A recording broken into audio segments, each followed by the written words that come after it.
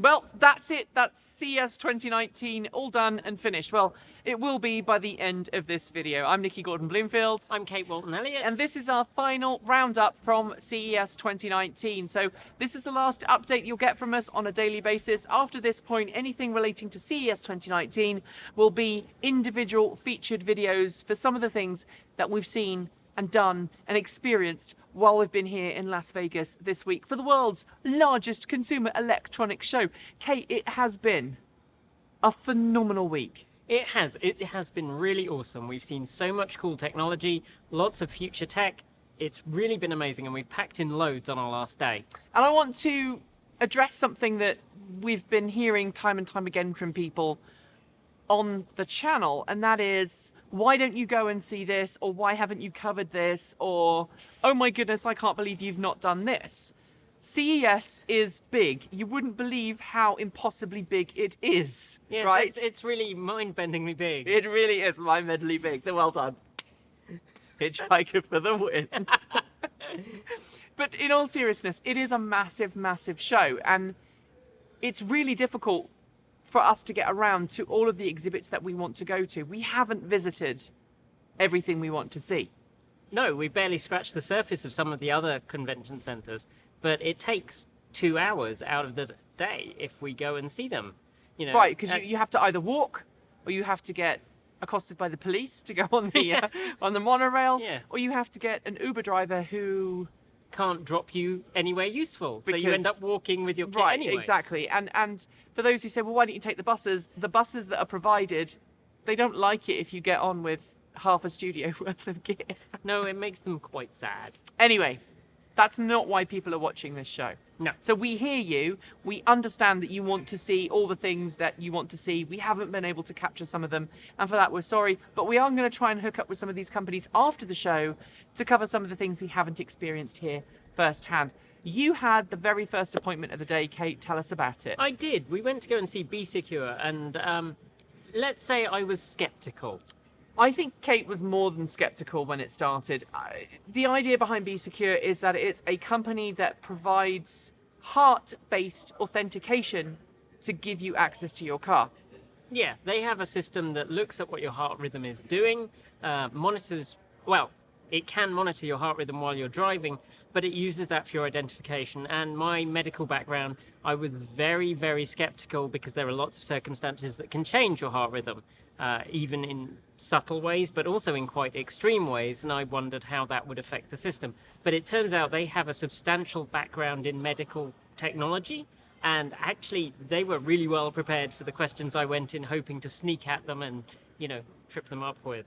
Yeah, I mean, they really knew their stuff. They had the iRacing simulator running to measure your stress level. It's one of the things they look at.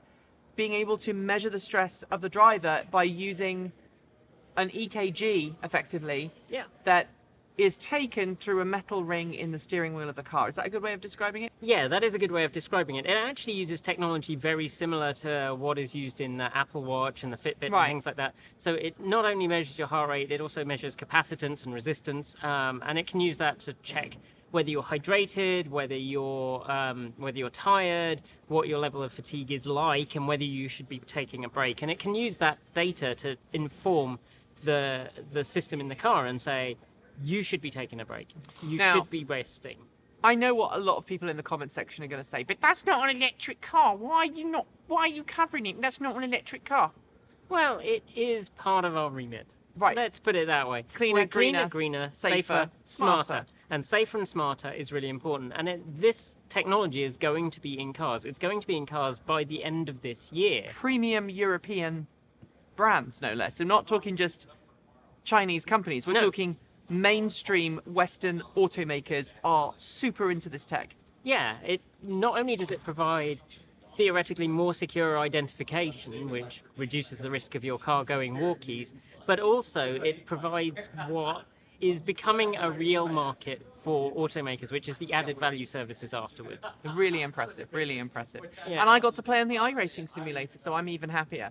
After that, we went to Honda, and a lot of people watching this channel have given us a lot of criticism of why are you even bothering to cover Honda? Why are you giving Honda attention? Because they don't want electric cars. And again, the reality is that Honda, just like every other mainstream automaker, is working on electric car tech. And we saw that demonstrated today in two different ways. We saw the ATV, the autonomous terrain vehicle, which was originally debuted last year at CES. Yeah, we saw it last year performing on a little test track, and then they said, what do people think they would do with this? We want to know what kind of industries this is useful for, and we want to work with you to find implementations that are effective. And last year it was just a proof of concept. This year it's an engineering prototype that's being used in the real world. And at the moment it's based on an internal combustion engine ATV platform. But they say in the future it's going to be electric, fully autonomous. It's been used by firefighters in the forest to help take stuff up the mountain in Colorado to ensure that they can fight forest fires in the summer. It's been used in several other applications as well. There's talk about it being used in mining as well. So really cool. And yes, in the future, they're looking at an electric version. In the near future, I might add. So the other thing that we saw at Honda, which is really cool, is wireless vehicle-to-grid charging. Yeah, and although we've seen that in other places, what was really cool with this one was the gap between the plate and the charging on the vehicle. The air gap, which they said was between 85 and 90% efficient. Yeah. Now, obviously, I know a lot of you are not all that hot on wireless charging. You don't think it's a good idea. But vehicle-to-grid is coming. It is on the way. And this wireless vehicle-to-grid charging is probably 5 to 10 years out. However, Honda has said that it's now got two-way charging technology for bidirectional power transfer for its next generation of EVs, which it's bringing to market, in the next year to 10 years. Various models. I think they said 5 models in the next 5 years. And that bidirectional charging technology is going to be super important because Honda's been working with utilities to allow owners of its Fit EV, or rather people who lease the Fit EV, to specify when their vehicle charges based on how much the electricity is costing, but also what the carbon footprint of the electricity is. And it means that Honda can help its electric car owners to charge their cars when electricity is both the cheapest and when it's the greenest. And that's very smart, because it also means that when there is an excess in electricity, the first thing to be turned off is very often the smaller generators. Yeah, and they have costs associated with... They actually have to pay to deliver power to the grid. Yeah, and that's something that we've been hearing from other charging station manufacturers. A lot of them are working on these systems that tie into the grid and look at what the electrical mix is to make sure that it's clean. And one of the things we're going to be working on when we come back to the studio in Portland is we're actually going to be making a video, or rather an animation, explaining how all the vehicle-to-grid technology and why time of use is important and why it's important to know where your electricity is coming from and how smart cities and smart grids can help you make your car greener.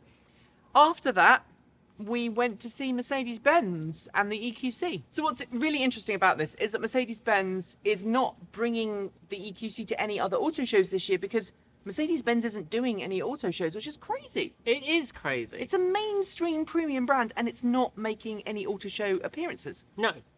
The nice thing for us was you actually had a chance to sit in it today. I did. And have a little look round. There was a very angry man tapping on the window, which was kind of bizarre. Yeah. He got really angry, like super angry, about not being allowed to sit in the car. And we're like, we're doing an interview. Yeah. Anyway, I really liked the EQC. I liked the way it was laid out. I particularly liked the dash, very flat. Reminded me a little bit of your i3, which is interesting because I don't like the i3 layout. Do you not? Not I didn't really realise that. Not really. But the EQC felt very comfortable, quiet, well-built, premium interior. Obviously, Mercedes-Benz is still not telling us how much it's going to cost. No. Because it's a premium car. But it's going to be a premium price. It's going to be Mercedes-Benz price. Yes, it is. I think it's probably going to be edging towards high-end Benz price, but we don't know. No. So 110 kilowatt CCS quick charging, an 80 kilowatt hour battery pack, and a 0 to 60 time of just under 5 seconds, so 4.9 seconds. It's not Tesla fast, but this is the point. Benz is not setting out to beat Tesla. It's not setting out to make another Model X because the Model X already exists. No, it's setting out to build an electric vehicle for its customers. And Benz has a lot of customers. Yeah. I mean, it's lost some to Tesla, but still. But I it's wouldn't be still surprised important. if it got some of those back. Yep. So that was fun. I'm hoping that we can get a ride at some point later this year. Obviously, the EQC is going to be launched next year. It's going to start deliveries next year. We still don't know the official EPA range. No. They're still quoting 279 miles, but they're doing that Yeah. on the NEDC test cycle, which has now been replaced by the WLTP test cycle. So it's kind of a bit weird that they've chosen to quote a range that isn't actually used anymore For a at an car auto that's- show in the US, and they won't tell us what the EPA score is likely to be. So it's a bit bizarre. Anyway, after that, we broke for lunch, Yes. and we're going to break now to talk about our t-shirts. Yeah, because it seems like our t-shirts have been pretty popular. Yeah, we're going to, I think, continue this. If you want us to continue the t-shirt thing, let us know. Next time Yeah. we're both on camera, we'll do the t-shirt thing. Yeah. So you're wearing another vintage t-shirt today? I am. Today it is Silicon Graphics. So I used to do molecular modeling on Silicon Graphics Indie workstations, which was very nice. Nice. I liked those machines a lot. I keep looking at getting one just to have around the house as a lawn ornament. Just because.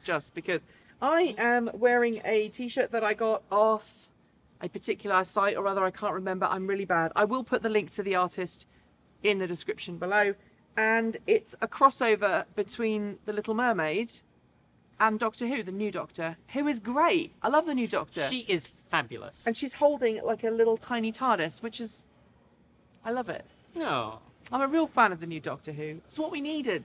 yes. Although I must admit, I do find it kind of funny that she now has 3 sidekicks, Yeah. and the male Doctor only ever had 1. I know. Maybe 2 sometimes when it was Rory and I've forgotten her name. Yeah. Not Rose. No. No, the other one. Anyway, Yeah. you know what I'm talking about. I know what. I can think of the actor's name, Karen, but I can't Yeah. think of the character's name. Someone will tell us in the comments below and yell at us for doing that. By the way, a little apology if it seems a bit weird now with the lights. It's because they've turned the lights off in the hall and we record at just about the wrong time for Yeah. the lights to go off. So they're trying to kick us out. So we will continue apace. After that, we went to see the Live Wire, the Yeah. Harley Davidson Live Wire. It is Harley Davidson's first electric motorcycle. And it's actually a bike that I think looks attractive, and I'm not a big Harley fan. It's kind of like it reminds me a little bit of a hardtail. Yeah. Yeah. I'm not a big Harley Davidson fan. It seems to have a lot of mass Yeah. and not necessarily all in the right way, but I'm not a Harley Davidson fan. I don't think I would want to own one. The specs are... Uninspiring. Yeah, we're talking about 100 miles of range Yeah. in real world driving. We're talking about a 0 to 60 time of 3.5 seconds, which for a motorbike is not super fast. It is not super fast. The range is kind of okay. It compares all right with the SESE9. It's a bit... The Energica SASA9. Yeah. Rapid charging, DC quick charging, which means it will be the second electric motorcycle that you can buy alongside the Energica SASA9 with rapid charging. I think the Lightning is going to have rapid charging too, but it's still in that kind of early stage. The Lightning is, I think, the most expensive of the 3. Yeah. The Harley Davidson Live Wire, they're saying it's going to cost 29 grand. Yeah, which when you compare it with the SESE9, not great. No, because the SASA9 is 22k. Yeah. Yeah. And And it's a bike I could ride. I mean, we fell in love with it we last fell in year. love with it. And we're still waiting for our ride. Anyway. Yes, we are. The thing I find most interesting about the Harley, though, is it doesn't look like a Harley. I mean, it has some of their design cues, but it doesn't look like a Harley. So I don't really know who it's meant to be for. Right. And then I think it's also got some weird thing with a subscription service with telematics. Yeah. So the security features and some of the other features are on subscription only. So if you stop subscribing after the first year when it's free, then you lose security features. And that... Which is a shame, but it's not Is unusual. I mean, odd. the Chevy Bolt has similar things. I mean, I had to buy a subscription to keep some of the security features for my Bolt. Yeah.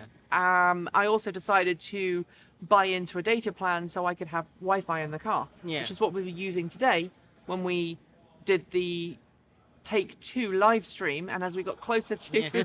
as we got closer to this place, it killed because everybody was trying to use the same towers to make phone calls and use the internet, I'm guessing. All right, so we're going to also add in now a little news item because it happened yesterday and we found out about it today. We did get a tip off, but then it became public, so we kind of didn't bother rushing too much. Nissan hasn't announced the price in the North American markets for the new Nissan Leaf E+, as we're calling it over here. It has been announced for Japan, and now it's been announced for Europe, and we got the British pricing earlier on today. Yeah. So if you want to buy the Nissan Leaf E+ in the UK, it's not called the Nissan Leaf E+, it's called... The Nissan 30 E+. Right. And it comes as a limited edition first. They're going to do 5,000 units. They're going to do a limited edition 5,000 unit run first, but I think then after that they will make a standard 62 kilowatt hour Nissan Leaf. Hit us with the price before incentives. So it's 4,600. 4,602. Before incentives. Is that yes, that's before incentives? before incentives. 40,602. You said 46. Oh, 46. Right. Sorry. 40,602, because I was like, it's not 46 grand. No, it's 46 grand. No, it's 40,602. Which is a lot of money It's a hell of a lot of money. for what is essentially a mid-price electric, supposedly a mid-price electric car. Yeah. I mean, it doesn't, at that point, it doesn't feel like a 40 grand car. No, it certainly doesn't feel like a 40 grand car. And this is another one where I don't know who buys it. If you can get some great deal on your lease options, then maybe. But it's really steep. It is really steep. I agree with you. I don't understand who would buy this because it doesn't feel like a 40 grand car. No, that's edging into kind of lower end of the luxury segment. And really. you then have to say, okay, do you want a BMW? Yeah. Or do you want A Nissan? a Nissan? And I just can't see who's going to go, oh yeah, I'll go for the Nissan. And as somebody who's got a BMW i3 Rex, which you have a love-hate relationship with, I do. I love to drive it. I hate it when it's broken, which is a lot of the time. but I don't think I could justify spending 40 grand on a Leaf. Even though if you add the British government incentive to that, it drops it down. Yeah. It well, doesn't look good for the US though either, because in the US, if you take traditionally British pricing and US pricing, the only thing you change is the currency. Yeah. Yeah. So I think we're looking at a $40,000 Nissan Leaf. And that is insane. And if you consider that Nissan is getting really close to hitting that 200,000 car roll-off point under the federal tax incentives. Yeah. I really don't understand it. And now they have actual competition from other makers. The Hyundai Kona, Yeah. so much cheaper. And Like in the UK, it's almost 10 grand less. and frankly, I think better. All right, so after that, let's get back to the show. So we then went and saw Prologium, which are actually just over there. They are a solid-state battery company, and they are from Taiwan. They've developed a new type of solid-state ceramic battery. So it's about 50% smaller per kilowatt hour than, say, a conventional lithium-ion battery. It has some applications which are, very useful, including EVs. It's not going to heat up as much because it's a solid-state battery, which means that instead of a liquid or a gel electrolyte, the electrolyte in the battery is solid. It's going to be a lot safer. There's less risk of it catching fire. That was going to be my question, Which and is you've answered which it. is very cool, and they can charge up to 5C, which is very cool as well. So when we talked about lifespan, they said anything from 500 to 800 charge-discharge cycles if you use the entire battery's capacity. But of course, in automotive applications, they don't do that. No, In you automotive barely do. applications, you use maybe between 20 and 80%, and in that case, we're talking thousands or more of charge-discharge cycles. Oh, that is fascinating. So that is a very, very interesting battery. They are working with OEMs. Okay. They didn't say who. Did They they- are working with OEMs, and they're also working with Chinese OEMs as well. Did they give any indication of how far out from production they are for? I think For they're bulk now. quantities? I think they're now in production, Okay. but it is low volume production, so they're Okay. not in tier 1 production levels yet. Okay. When that happens, and they said basically once they are producing more than about 30 gigawatt hours a year, then it will be cost effective and comparable with lithium ion, but with all the benefits of solid state tech, which is great. Lots of batteries. We've seen two or three different battery companies this year at CES, and I should point out that we might have seen 2 or 3, but there have been hundreds. Yeah, there are tons and tons of them here. We could go round this show just covering batteries. Probably for more than a week. More if it than was a week. on for a week, we could spend more than a week doing All right. that. After that, we went back to Continental and we Yes. saw the Anymal. Yay! This is the Anymal. It's that little delivery robot we talked about earlier on in the week. It's not actually Continental. It's from the company. It's one of the spin-off companies. Spin-off companies. And the Anymal showed us how it would deliver a package. Yes, which was very cute. And it Not- did a little dance. Not terribly fast yet, but this is early days. And it climbed over a scooter that someone had carelessly left in the road. It actually trod on it the first time. It but did never try. mind. I did catch that as I was. I think I said, "Oh, it's treading on it," Yes. as it went over. Yes.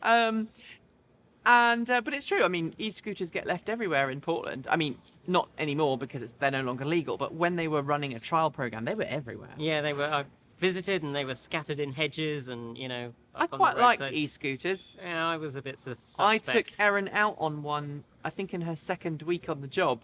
We had great fun zipping around Portland. I took her out for lunch. So anyway, Yeah. I am in love with the Anymal. Yeah. The Animal, spelt with Anymal. Yeah, I would have one as a pet. And this is about the right size for it to go on my phone, and I'd put it on my phone, but then I'd hide up my girl, and she'd get upset with me. So Queenie is saved. It's going on the back of my car, though, definitely. Yeah. And if you know me and know my car, you know that I have way too many bumper stickers on my car. One more won't hurt. No. All right, after that, we went to Bell. Yes, yeah, and they have an awesome upcoming. Oh, a vertical- drone, right? No, they do It's not. a drone. It is not a drone. They do not like to call it a drone. They are very clear that if it carries passengers, it ain't a drone. There you go. You have it from Bell. Yes, and they should know. Because Bell have been making helicopters for years and years and years. They're not a startup. No. They're not some new company backed by some very rich person. They are a helicopter manufacturer. They work with governments. They work with the military. They work with independent companies and Yeah. clients. They know their stuff. They absolutely do. And what they have there is a vertical takeoff and landing air transport vehicle. Which one day will be autonomous, right? It will. So it's being designed so that it can be flown by a pilot, but the intention is for it to be autonomous. They're hoping to launch it in 2025. They have got lots and lots of work on that down. It is, they're testing parts for it now. It has a hybrid gas engine, which I know a lot of you will be like, ugh. But their intention is for it to be fully electric. It's a turbine electric system. Yeah. And it had 6 rotors? Was it 6 Yeah, rotors? I believe it's 6 rotors, and a range of about 150 miles an hour. Urban, extra urban, kind of useful for emergency services, useful for taxi services. The one that they have there is set up as a taxi. Unlike a helicopter, where the blades are moving really fast at the tip, which generates all the noise and the that we're so used to. Yeah. Because the blades on these are smaller, they're quieter, right? They're much quieter. It should be able to land in a smaller area, so you won't need such a big, clear area around it. And they also tilt so that it can travel fast, like an aeroplane. And the other thing that's really interesting is because it's not a helicopter, it doesn't have traditional helicopter design or geometry, No. it doesn't get flown in the same way. And there's something really interesting happening, which I think is brilliant that they've done here at CES. So tell us about Yeah, that. so that's really fascinating. They're looking at how the flight controls should work for this new kind of vehicle. And while they want it to be something that traditional pilots can get in and fly, they want to make sure that the controls are as effective as they can be. So they've actually been allowing not just pilots in to test their new system and to learn from the results of that, but also just members of the public, giving them 30 seconds training and then saying, try this, try that, and then looking at which flights landed successfully, what they completed successfully doing that, and then learning from that to change the way that the controls function. And this is all simulated. They're not setting them up in the... And seeing No, who they have lands and doesn't. They have one outside. You just take it up, and if it crashes, you die horribly. They know that didn't work. All right, so that's been our CES this year. There is another day tomorrow, but as we've already said, a lot of these companies are already packing up and going home. Tomorrow is a half day, so we've decided to give everybody the day off. We're just going to wander around and have a bit of fun. We may do a hangout or a take two or something. Yeah. But what's been your highlight of the show? Actually, I would probably say Bell. Bell and Be Secure, which is weird because I didn't expect either of them to be my highlights. I really enjoyed Be Secure. Yeah. I really enjoyed the BMW experience. It was fun playing with Rocket. It was. I mean, it was fun playing the Rocket rescue game. Yes. I would never play with a raccoon. It might bite you. Yeah, that would be unwise. But then Anymal. Animal is fun. If He's I could so have one to cute. take Look at this. home. Look at this. Wouldn't you look at this? And it did a dance. But And it twerked. they should have had little models, because I'd have totally had a little model to take Like a home. remote control Yeah, one. yeah. That would have been awesome. And that's fun because we have a friend who works for a company that was here that we haven't gone to see yet Oh, yeah. that does little tiny robots. Maybe they could make one. Maybe they could license one and make it. Yeah, that would be cool. That would be really cool. So that's it from CES 2019 in terms of daily roundups. Starting tomorrow, hopefully, we'll start to drip feed you some of the videos that we've made because I think we've captured like 10 terabytes worth of video. Yeah, something like 10. that. 10 terabytes, Kate. Yeah, and I'm going to go back to Olympia and leave them with you. And for those who don't know, how this has been working is we've been staying in Henderson, right? Yeah. Which is, what, 20 minutes out Yep. from the strip? Yeah, about that. And we brought with us one of our big, expensive editing computers, which is sat up on a kitchen table at the place we're staying. And when we get home every evening, we're just dumping all the footage on. I'm editing the daily roundup, going to bed, ingesting everything else, getting up at 5 a.m., editing the roundup and pushing it out the door. And you guys have been helping too with, you know, all of the other parts of the process, recharging batteries every night, Offloading the videos checking that beforehand. everything works okay. And during the day, we've been shuffling stuff off SD cards and putting it on hard drives. And it's a really complicated process to get all of these videos out, especially with two cameras. So we've got one camera there and we've got one camera there. And sometimes we have a GoPro and sometimes we have a gimbal as well. So we've been like running 5 cameras on and off in different places. And of course, we've been running sound as well. And this thing up here, this thing here, has been temperamental for about 3 days. Yeah. So for the first 3 days, it was fine, and then it started to play up. There's a loose connection here on this microphone, right here. I'm not going to touch it. And my nice soldering iron is in Olympia, and I'm not going back to get it. No, not right exactly. But there are 2 other people that we need to thank for doing this show and making this show possible. So we're going to bring them in now. Come on, Brandon. Come on, Aaron. Come around and say hi. We'll just hold this. I'm just going to hold this like this. They have been really amazing. I'm just going to hold this in shot now. I'm just going to hold this in shot now because, you know, look, squeeze it. These folks, they both rock. They do. They absolutely Come on, rock. come on. Come in. Get Get close. cozy. Sit on the chair. There you go. So thank you, Brandon, Thank you for your great work. Thanks for having me. You were thrown into the deep end. You got to learn the camera gear and learn the crew. Brandon is a professional camera person, but he kind of didn't know any of the kit that we were using. Had to learn it. Had to learn how we edit and how we work as a crew. Yeah. So well done for jumping up to speed. The first day was a bit ropey, and then we kind of got on going from there. Yeah. Erin, you're an animator. I am. I didn't know that you could also operate cameras, so I've learned something now. You've been a camera operator, and a boom operator, and a thank you.